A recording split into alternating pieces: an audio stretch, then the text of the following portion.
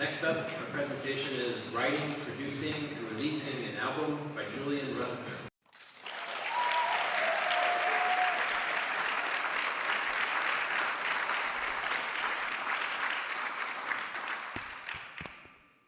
I just spent the last 2 years creating my very first album. Music is my biggest passion, and creating an album has been a dream of mine for a very long time. But I never really had the skill or the dedication to pull it off, even though I tried multiple times. Given that this was my senior project, I thought it would be a pretty good idea, because I'd actually have a reason to do it. Creating an album would also be a real challenge, which is something I wanted. I didn't just want a project that I could do in a month and be done with it. And because of that, I initially had a different idea for this. I wanted to create a full feature-length film. I wrote 3 scripts, about 1.5 hours long, probably translated to a movie, but afterwards decided that it would be too difficult to do.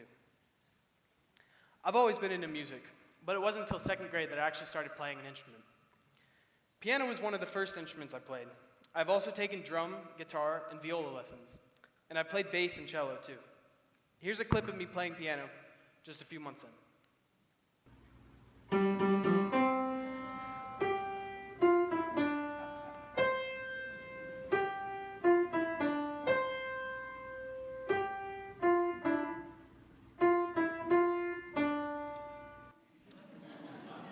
So as you can see, I was really off to a good start. Throughout the years, I also went to musical summer camps. At one of the camps, we'd get together in a band with a bunch of people my age, and we'd practice for a couple weeks, then perform on stage at a public restaurant in front of an audience. Here's a clip of me playing in a band one year at that camp. The singer is my best friend Blaine, who will be mentioned again in this presentation a few times, and I'm the bassist on the right.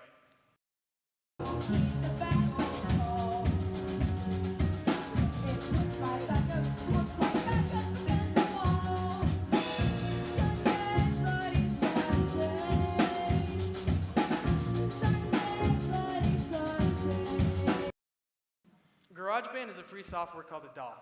A DAW is where producers record, create, and produce their music. I found it one day on my dad's iPad and started experimenting with audio loops and making some beats. It wasn't anything good, but it was starting steps. Here's a song I made about 4 years ago.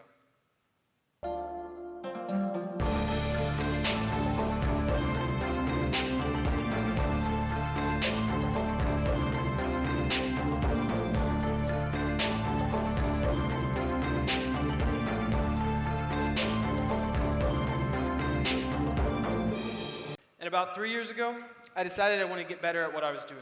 So I started taking production lessons with a local musician, producer, and Waldorf alum named Micah Wagner. Around that time, I also purchased Logic Pro, which is the upgraded version of GarageBand. Micah is also my mentor for this project. So now let me walk you through how I actually create a song. Usually I'm just messing around with chords or melodies on piano and guitar until I find something that I like. And then I record it so I remember when I go to Logic to produce it. Once I have chords, a melody, and lyrics, I start producing. I typically start producing with a rough demo, which is just everything is recorded, not meant to be very good, not meant to be perfect. It's just enough so I can build the song around it and see if I actually want to make it a full song or not. Think of a demo like a rough draft of an essay. Once I have a demo, I send it to people that I trust and get feedback. Then I record the best possible versions of each instrument and vocals, and add all of the extra little layers into the song that will make it better. Then it's time to do final mixing, which is essentially getting all of the tracks to work together in harmony. It'll make it so that the song sounds clear and polished. And the last step of the song is mastering, which enhances the overall sound and makes it ready for streaming platforms. Now, instead of just talking about this, I actually wanted to show you. So here's a video showing each layer of a song I made called Reckless, and I made it with my best friend Blaine.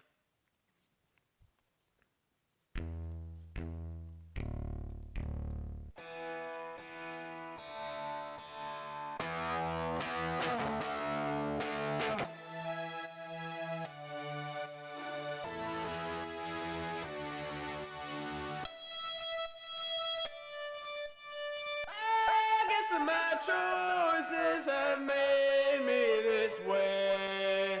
I guess that my choices have made me this way.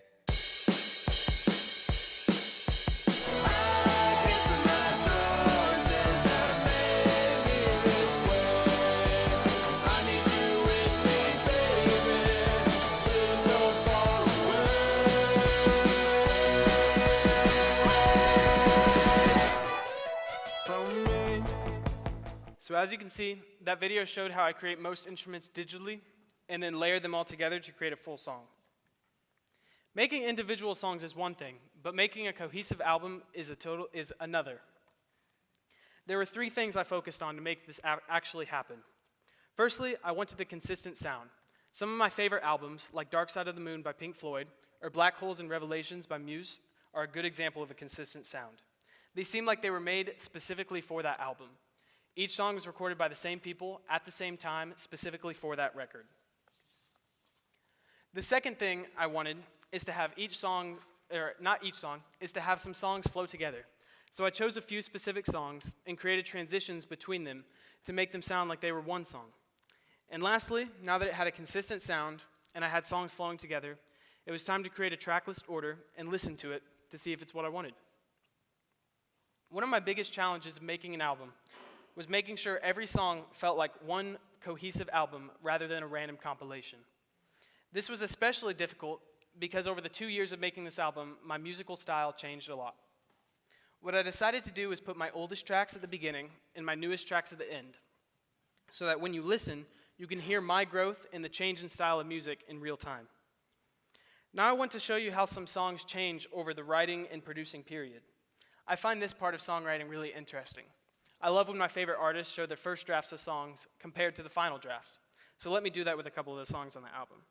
The first song is called Nighttime Driving, and I'll play the first audio clip I recorded on piano when I had the idea. Nighttime driving, driving in the wind, stuck in the middle. Didn't mean to kill the messenger, but it told me to follow, and the words were just a riddle, calling out to nothing. And then here's the final song. Nighttime driving, driving in the wind, how it should have been. Didn't mean to kill the messenger, but I hope you'll love me again. Nighttime driving, driving in the rain, how it should have been. My song Too Close to Forget, oh wow.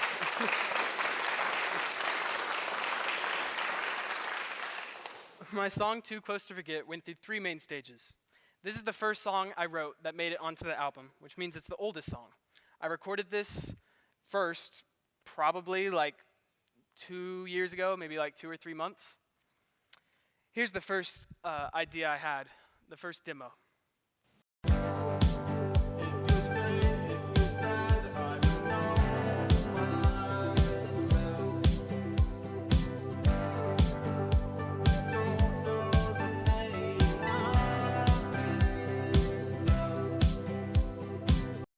I didn't like it, so I decided to go with a different route.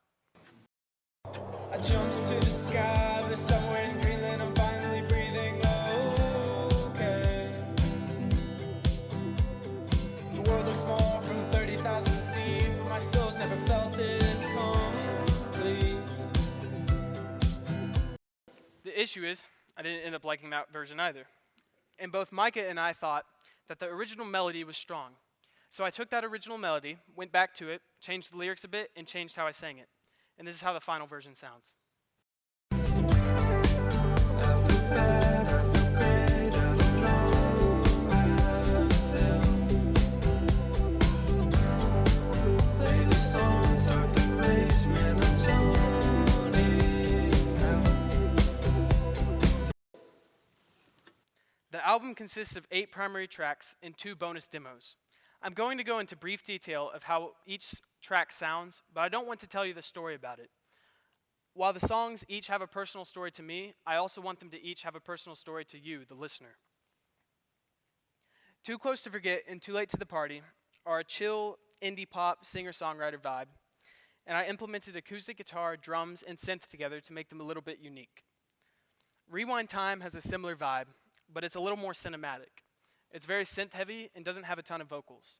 Paper Planes and Nighttime Driving move into indie rock a bit more, but are still pretty chill and synth-dominant. Ecstasy and Reckless have fully moved into the rock territory, showing how the style of this album changes over time.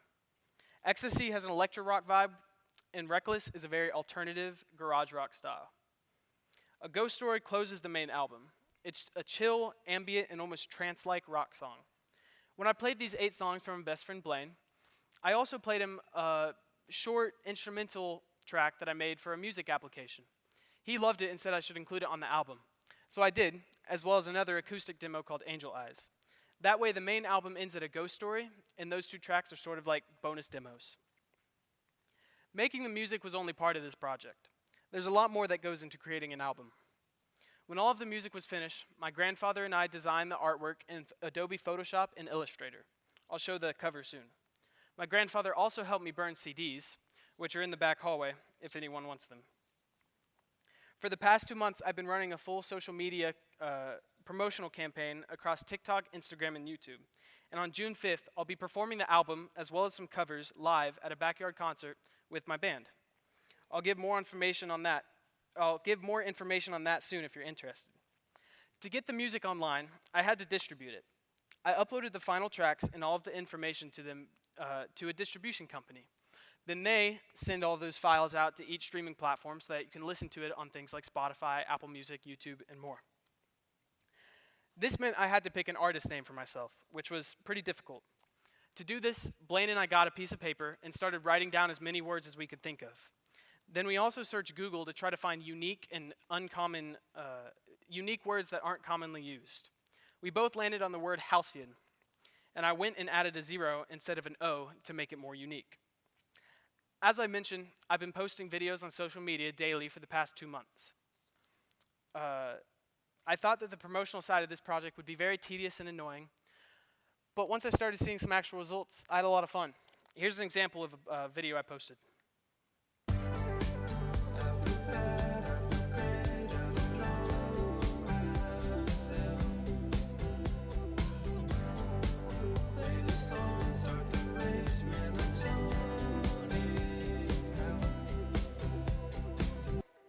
And here's another example of me and Blaine promoting our song Reckless.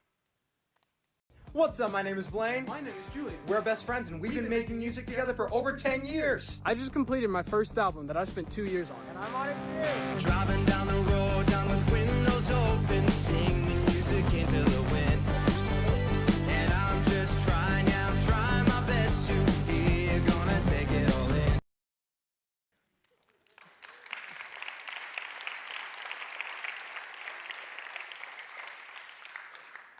Something that I also did as marketing was to create my own website where you can find me on social media, sign up for email lists, and get songs earlier than anyone else.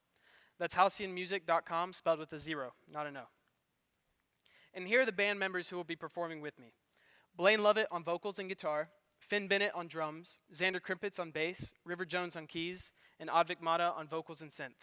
I'll be playing vocals and electric guitar.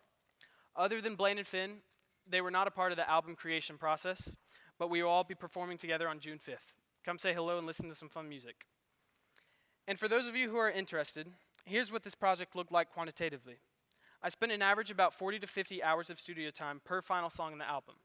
This does not count the demo songs that did not make it onto the album. This means that the musical part of the album took me over 400 hours of total time, and the entire project was close to, if not more than 500 hours. I recorded a total of 24 tracks during this time, and only 10 made it onto the track list. And I gained over 200 new followers on TikTok, Instagram, and YouTube since promoting my album. I decided to create a music video of Reckless with Blaine to show for the entire album. This is probably the most rock-style song on the album, but it created a really fun music video. So, here we go.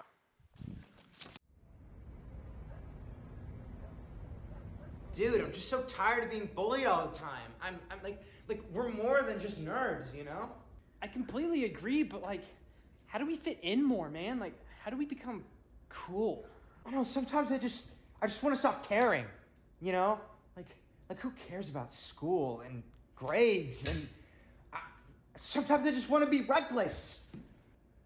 Wait. Say that again?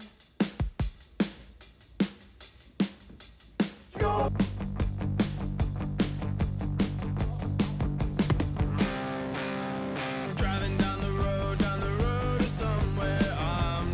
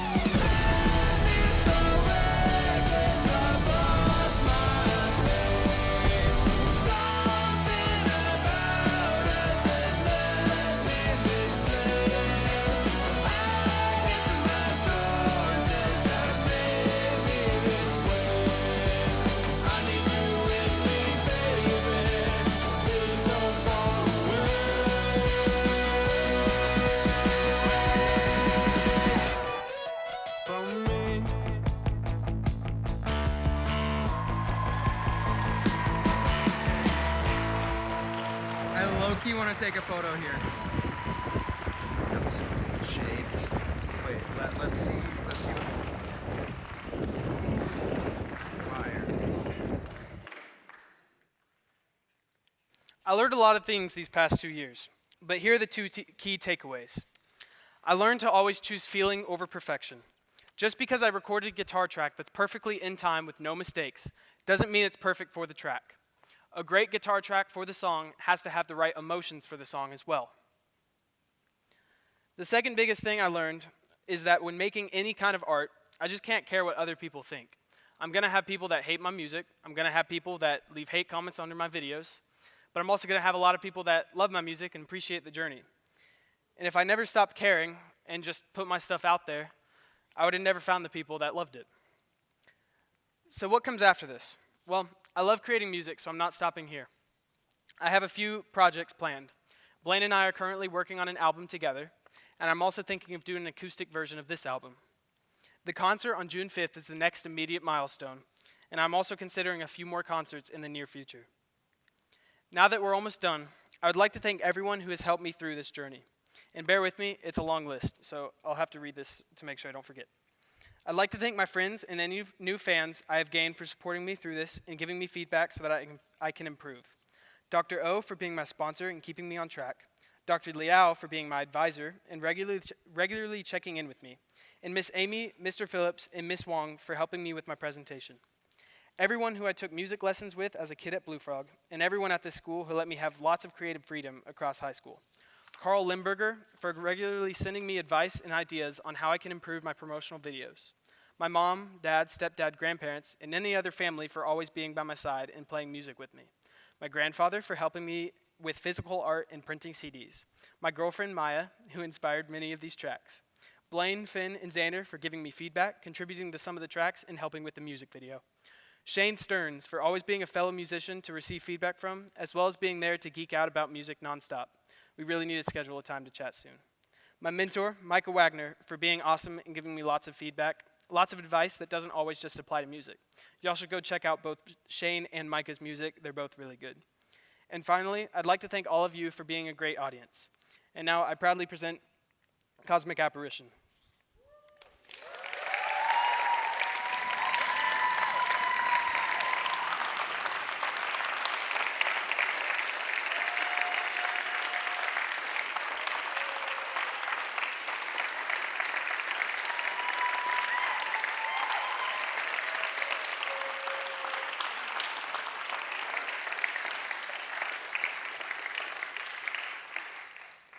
As a reminder, June 5th at 7:30 p.m., my band and I are performing a concert. It's free entry.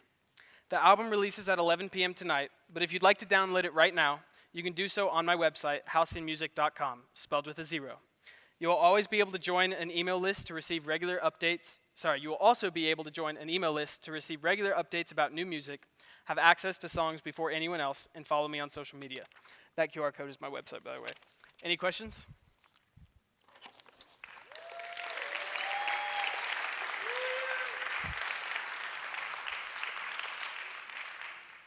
All the way in the back, is that Emmy?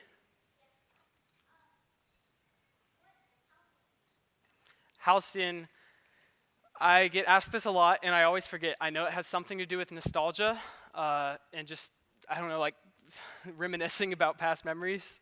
I know it's a cool meaning. Other than that, I can't remember. Hiba.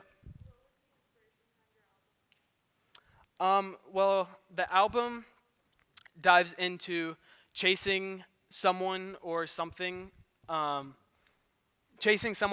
constantly without ever being able to really catch up to them. So the ghost is kind of representing both of us looking at the sky at this like marvelous whatever, and the ghost is kind of representing that person that I can just never catch. Brian. When you were showing all the different instrumental tracks that you later combined, did you play all those, or were you generating some of it within the computer, and what did you do at the end? What combination? Okay, so the question was, for the tracks when I was playing the tracks for my songs. Do I play all of the instruments or do I demonstrate it, or if it's combined? Is that correct? Yeah.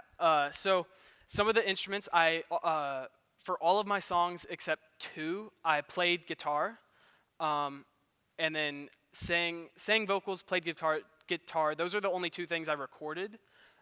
Everything else is digital. It's called MIDI. It's basically, it's like an instrument. If I have a MIDI keyboard, I can plug it into my computer, and my computer will have the sound program there, and you can program like synths. I don't know if I'm describing that exactly how it is, but it's a digital instrument, so I didn't generate it, but I can create it by adding different effects and things like that. So most of my instruments are digitally made. I'm not generating them, but they're on the computer. Gramps. You didn't say much about your songwriting, which is awesome. Can you say something about how you put together the lyrics with the music that you're creating? How I put together the lyrics with the music? How they work together? Yeah, so I do try to create vibes with my songs. So in one of the songs I played, Nighttime Driving, one of the lyrics is Nighttime Driving, as with the name. So I really tried to bring in big reverbs, a guitar that really just keeps the rhythm going, and some drums to bring that nighttime driving style. Like if you're imagining driving windows down on a highway, you can listen to that song and it works. And I think I do that with many of my other songs too. I have a song called Too Late to the Party, and I say the line, too late to the party, and I have party echoing, almost as if I'm saying it back to no one because I'm alone, I'm not at a party. So yes, I try to implement my lyrics into music, and it kind of just comes with me however I want. If I have more of an aggressive song, I'm gonna, like lyric-wise, I'm gonna go with an aggressive vibe. Charles.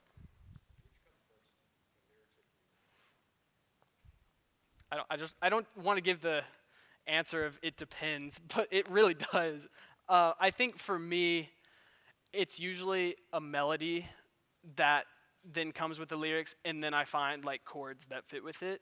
But I have had many songs that it's the chords first and then the lyrics. And sometimes I write lyrics without a melody in mind. It's more of a poem, and then I translate it to chords and melody. Amy. So if I'm understanding right, the album came first, right? The recording of the album, and then the band, or have y'all been playing? No, I had just gotten this together like a month ago, maybe. Yeah. Right there? You talked about the emotion that you pour into your guitar tracks that you record. I wonder, what was the motivation to use some digital tracks versus all recorded instruments? Was it time constraints, or was it just personal preference? Yeah, honestly, some time constraints. I'm also not very good at guitar, so there were some harder guitar parts that I just couldn't really play very well. So there are a couple of the songs like that. The first song I released was called Ecstasy. It's all digital. I think I just made it digital for the demo because I didn't have my electric guitar with me when making it, and I just kind of liked the sound that it had. It made it kind of synthy. The main reason is I just can't play it, and I think the other song, it might have been that I just had digital tracks for the entire thing, and I was getting up to a deadline and just couldn't record a real track, so probably time constraints too. And then I typically layer my real guitar with a digital guitar just because it adds a little bit more, like a little extra. Winona.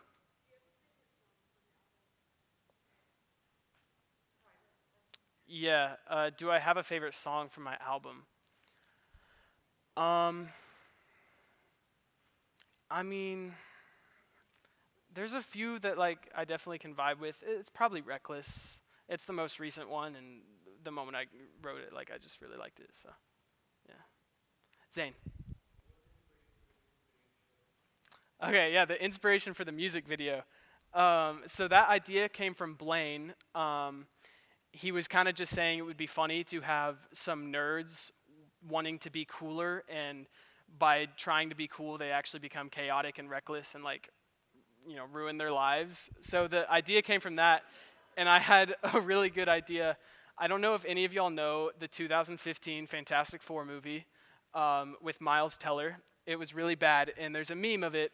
That was that first shot of the movie. I was inspired by that, so we kind of played off of that a little bit. But yeah, it was an idea from Blaine, and I just kind of wrote it out more. And we just wanted it kind of hilarious and fast-paced, and yeah.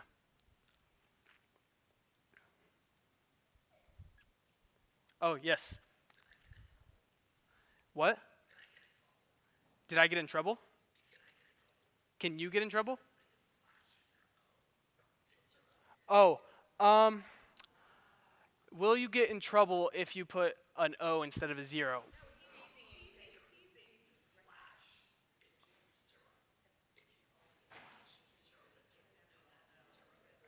Oh, yes. I'm so sorry. I misunderstood what you were asking. Okay. Yes, so it's funny because I actually searched everywhere to find a font that had the 0 with a slash in it because I'm like, I want to stop saying that every single time, but I couldn't find a font. Like, I went through like 30 fonts. None of them had it like that. So unfortunately, I made sure the 0 was like a little bigger so it looked different, and yeah. Brian again. Yes, every platform. They'll be out everywhere.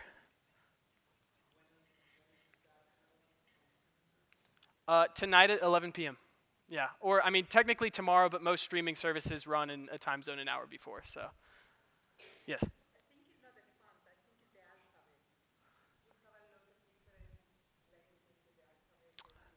Yeah, it's possibly it. Anyone else? All right.